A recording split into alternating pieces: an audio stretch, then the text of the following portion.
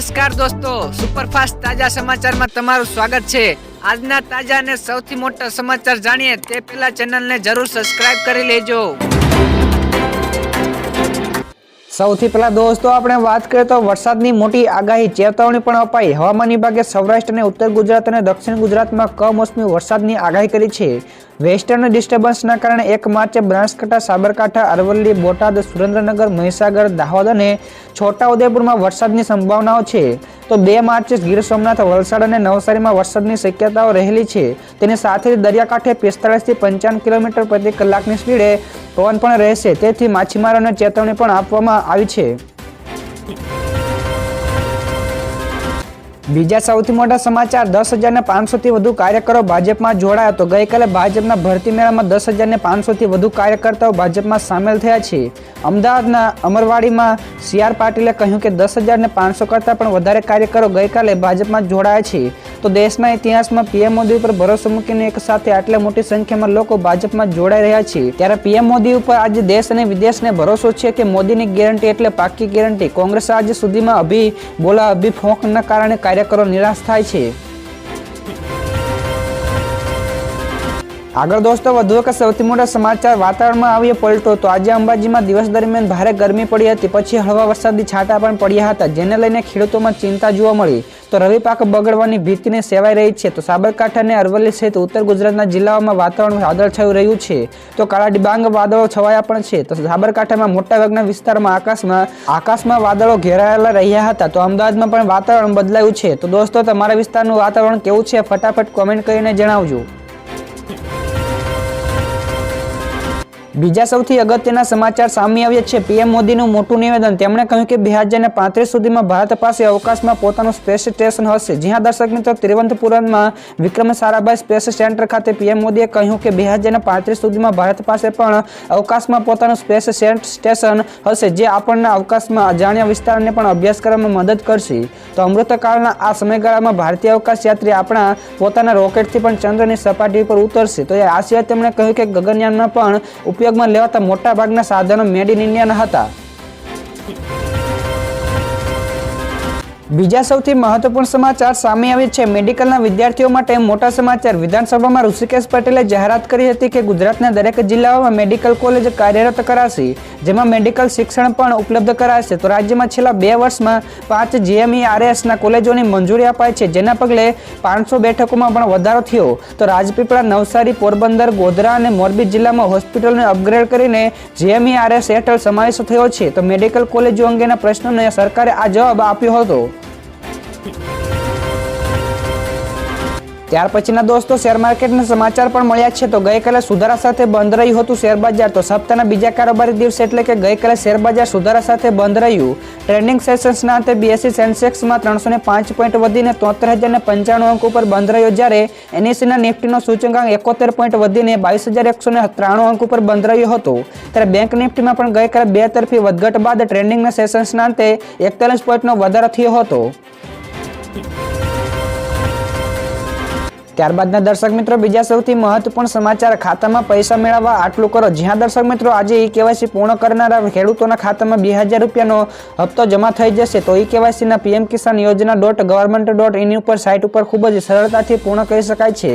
તે સાઇટ ખોલો અને જમણી બાજુએ દેખાતા KYC ઉપર ક્લિક કરો અને એકવાર આધાર નંબર દાખલ કર્યા પછી રજીસ્ટ્રેશન મોબાઈલ નંબર ઉપર એક OTP મોકલવામાં આવશે। તો બસ તેને સબમિટ કરો અને KYC પૂર્ણ થઈ જશે। તો નજીકના કેન્દ્ર ઉપર જઈને પણ તમે આ KYC કરાવી શકો છો। ત્યારબાદના દોસ્તો બીજા સૌથી મોટા સમાચાર સામે આવ્યા। મ્યાનમારમાં ભારતનો પ્રોજેક્ટ મુશ્કેલીમાં। મ્યાનમારમાં વિદ્રોહીઓના પ્રદર્શનના કારણે ભારત મુશ્કેલીમાં મુકાઈ શકે છે। તો પ્રદર્શનકારીઓએ ભારત સરહદ ઉપર આવેલા ઘણા વિસ્તારોમાં કબજો કર્યો છે। તો સિતવે શહેર ઉપર દબાણ પણ વધ્યું છે। તો 994 કરોડ રૂપિયાના ખર્ચે ભારત આ બંદરોનો વિકાસ કરી રહ્યું છે। તો સિટીમાં ભારતના કન્સ્યુલેટર જનરલની ઓફિસ પણ છે। તો ત્યાંની પરિસ્થિતિને જોતા ભારત સરકારે સિતવેમાં પ્રવેશ કરવા માટે નાગરિકોને મનાઈ કરી છે। તો દોસ્તો બીજા સૌથી અગત્યના સમાચાર મળી રહ્યા છે 2040 સુધીમાં ચંદ્ર ઉપર માણસો મોકલવાની તૈયારી ઇસરો આવનારા વર્ષોમાં ચંદ્ર ઉપર માણસો મોકલશે તો વડા એસ સોમનાથે આ માટે વર્ષ 2040 નો ઉલ્લેખ કરીને કેટલાક પડકારો વિશે પણ વાત કરી હતી તો મીડિયા રિપોર્ટ્સ અનુસાર તેમણે કહ્યું કે અંતરિક્ષમાં શૂન્ય ગુરુત્વાકર્ષણ વાતાવરણ માટે ટેકનોલોજી સાયન્સ મેપ તૈયાર કરવામાં અમારો હેતુ છે તો મિશન ગગનયાન માટે 5 લોકોની યાદી પણ તૈયાર કરી છે તો આ સાથે જ આપણે ચંદ્ર મિશન માટે પણ ક્ષમતાઓમાં વધારો કર્યો છે। તો દોસ્તો આ સિવાયના બીજા સમાચાર વિશે ઝડપથી આપણે વાત કરીએ તો ગોંડલ માર્કેટિંગ યાર્ડમાં મરચાની મબલક આવક ગોંડલ માર્કેટિંગ યાર્ડમાં મરચાની મબલક આવક થઈ રહી છે તો ગઈકાલે એક જ દિવસમાં 65,000 ભારેની આવક નોંધાઈ હતી તો વાહનોની 6 કિલોમીટર સુધીની લાઈનો પણ જોવા મળી તો મરચાના પ્રતિ મણ 1,000 રૂપિયાથી લઈને 4,000 રૂપિયાના ભાવ બોલાઈ રહ્યો હતો તો ખેડૂતોના જણાવ્યા મુજબ વાતાવરણની અસરના કારણે આ વર્ષે મરચાનું ઉત્પાદન થોડા પ્રમાણમાં નબળું રહ્યું છે તો રાજકોટ મોરબી જામનગર ભાવનગર સુરેન્દ્રનગર અને પોરબંદરથી મરચાની આવક થઈ રહી છે। ત્યાર પછી આગળ દોસ્તો બીજા સૌથી અગત્યના સમાચાર સામે આવે છે રિલાયન્સે કૃત્રિમ જંગલ બનાવ્યું જ્યાં દર્શક મિત્રો રિલાયન્સ ફાઉન્ડેશને ગુજરાતના જામનગરમાં 3,000 એકરમાં વનતારા નામનું કૃત્રિમ જંગલ ઊભું કર્યું છે તો પ્રાણીઓને રહેવા માટે ઘણી સુવિધાઓ પણ આપવામાં આવી છે તો ઘાયલોને બચાવવા અને પુનઃસ્થાપિત કરવાના હેતુથી પ્રોજેક્ટ તાજેતરમાં શરૂ કરાયો છે તો 25,000 ચોરસ ફૂટ જમીનમાં હાથી ગેંડા ચિત્તો મગર અને અન્ય સરીસૃપ પ્રાણીઓ સહિતની પ્રજાતિઓને પુનર્વસનની કામગીરી કરાય છે તો વિશ્વની સૌથી મોટી પ્રાણીઓની હોસ્પિટલ પણ બનાવવામાં આવી છે। ત્યારબાદના દોસ્તો બીજા સૌથી મોટા સમાચાર નીતિ આયોગનું મોટું નિવેદન ભારતમાં ગરીબી 5% છે જ્યાં દર્શક મિત્રો નીતિ આયોગના સીઈઓ BVR સુબ્રમણ્યમે કહ્યું કે ભારતમાં ગરીબી ઘટીને 5% થઈ ગઈ છે તો આ બાબત 2022-23 વચ્ચે કરવામાં આવેલા ઘરગથ્થુ વપરાશ ખર્ચ સર્વેમાં સામે આવી છે તો નીતિ આયોગના સર્વેમાં જાણવા મળ્યું છે કે લોકોની આવકમાં વધારો થયો છે તો 2011ની સરખામણીમાં સર્વેક્ષણ દરમિયાન નગરોમાં માસિક ખર્ચ 33.5% અને ગામડાઓમાં 40.42% વધારો થયો છે તો એક રિપોર્ટ અનુસાર ભારતમાંથી ગરીબી લગભગ દૂર થઈ ગઈ છે।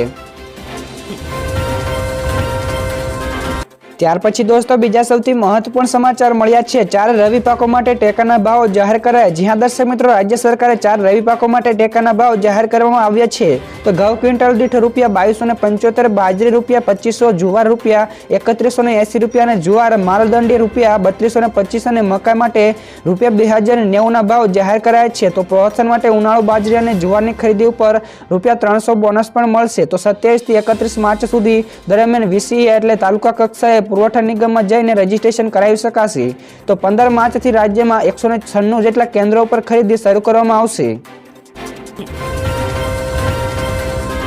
તો દોસ્તો બીજા સૌથી અગત્યના સમાચાર મળ્યા છે આમ આદમી પાર્ટીના ચેતર વસાવાને લઈને મોટી અપડેટ ભરૂચ બેઠક ઉપર આમ આદમી પાર્ટીના ચેતર વસાવા લોકસભાની ચૂંટણી લડશે તો આના પર કોંગ્રેસના નેતા સંદીપ માંગરોલાએ કહ્યું કે જો કોંગ્રેસના નિશાન ઉપર ચૂંટણી નહીં લડવાય તો તેઓ કોઈ પણ હદ સુધી જશે તો કોંગ્રેસના કાર્યકરોની માંગ છે કે આ બેઠક ઉપર કોંગ્રેસના નિશાન ઉપર ચૂંટણી લડવામાં આવે તો આ મુદ્દે ચેતર વસાવાએ પણ કહ્યું કે નિશાન નક્કી કરવાનો નિર્ણય પાર્ટી હાઈકમાન્ડનો હોય છે તો તેઓ કોંગ્રેસના આગેવાનોની લાગણીને પાર્ટીના હાઈકમાન્ડ સુધી મોકલાશે।